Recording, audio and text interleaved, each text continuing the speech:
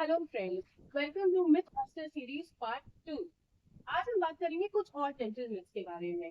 अब सबसे पहला myth है that white teeth are healthy. अगर मेरे दांत एकदम चमचमाते हुए सफेद है तो मेरे दांत एकदम हेल्दी है। नहीं दोस्तों, किसी भी चीज की अति बुरी हो सकती है, चाहे वो सफेद दांत ही क्यों ना हो। White teeth are can be an indication of fluorosis, lack of calcium, malnutrition, anything.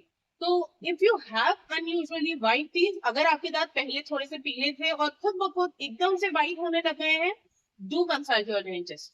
Next myth है आज का कि charcoal toothpaste is better, we should all use charcoal toothpaste. हाँ, it is only marketed for teeth whitening, but in reality it offers very less protection to your teeth. In fact, charcoal toothpaste work against your teeth by absorbing the protective materials which are already present in your teeth for their protection and keeping them healthy and strong. इसलिए charcoal toothpaste हमको ज्यादा use नहीं करना चाहिए। आप खुद सोचो, क्या आप कोई कोयला लेकर के अपनी स्किन पर रगड़ोगे? नहीं ना। तब फिर हम वही कोयला, वही चारकोल का टूथपेस्ट लेकर के अपने दांतों में घिसना क्यों पसंद करते हैं? चारकोल टूथपेस्ट का इननेट नेचर ही काफी अब्रेसिव होता है। Hence charcoal toothpaste should not be considered for teeth whitening. हाँ, अब अगर आप उनको स्टार्टिंग में यूज करोगे तो आपको थोड़ा तो लगेगा कि हाँ, आपके दांत सफेद हो रहे हैं, आपके दांतों से पीलापन कम हो रहा है, लेकिन on what cost? The cost you are paying for the teeth whitening is a lot more. Teeth whitening के और भी कई सारे ऑप्शंस होते हैं, you can consult your dentist for that. अगर आपको ये वीडियोस अच्छे लगते हैं तो please do like, share and subscribe my channel. Next myth है आज का कि बच्चों को दिन में 2 बार ब्रश करने की क्या जरूरत है, बेबी टीथ ही तो है, आज है कल खत्म हो जाएंगे। नहीं मेरे दोस्तों, primary teeth are as important as your permanent teeth. 2 बार ब्रश करना छोटे बच्चों के लिए उतना ही इम्पोर्टेंट है जैसे बड़े लोगों के लिए है। क्यों? अगर आप चाहते हो कि बच्चों की बेबी टीथ खत्म होने के बाद भी उनकी हेल्थ अच्छी बनी रहे, तो उसका प्राइमरी रीजन, प्राइमरी कॉज जो है वो उनके प्राइमरी टीथ से होता है। तो इफ यू वांट कि बच्चों के गट हेल्थ बनी रहे, बच्चों को गैस्ट्रिक प्रॉब्लम्स कम से कम हो, तो उसके लिए भी आपको उनकी ओरल कैविटी मेंटेन करके रखनी पड़ेगी।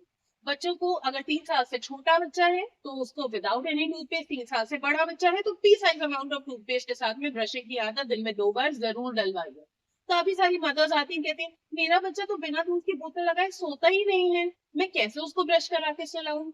मैम, अगर ब्रश करने के बाद में उसे सुलाने की कोशिश करती हूँ, वो फिर से दूध मांगने लग जाता है, तो ब्रशिंग का क्या फायदा होता है?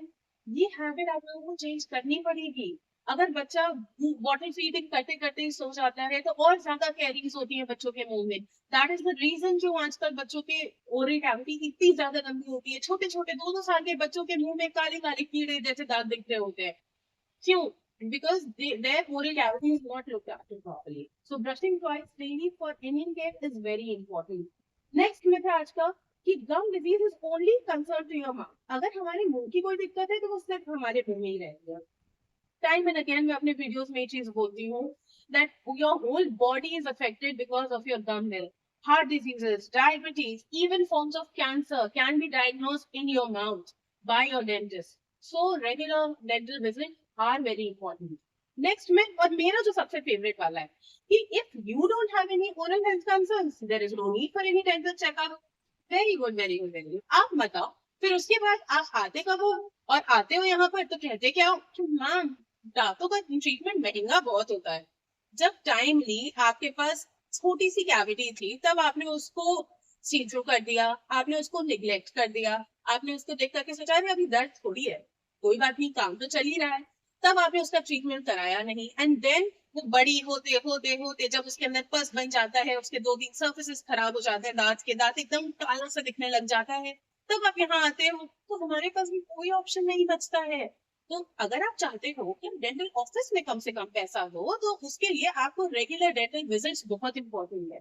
32 दांत होते हैं, बट हर एक दांत के 5 सर्फेसिस होते हैं, कुल मिलाकर के होगा 160 सर्फेसिस। आपको क्या लगता है आप इतने केपेबल हो कि 160 surfaces without any thorough examination check कर सकते हो?